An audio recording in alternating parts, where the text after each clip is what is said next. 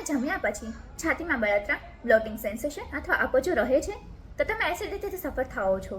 But don't worry, homeopathy has a natural solution four it. Acidity A acid reflex અથવા heartburn તરીકે પણ ઓળખાય છે.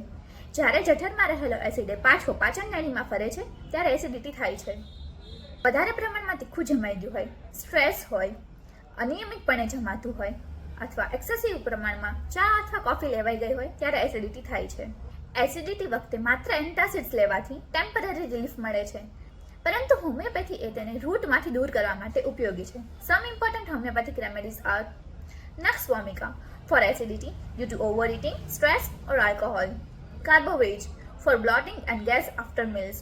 Robinia for severe heartburn, especially at night. Lycopodium for acidity with bloating and belching. Always consult a homeopathic doctor before taking any homeopathic medicines.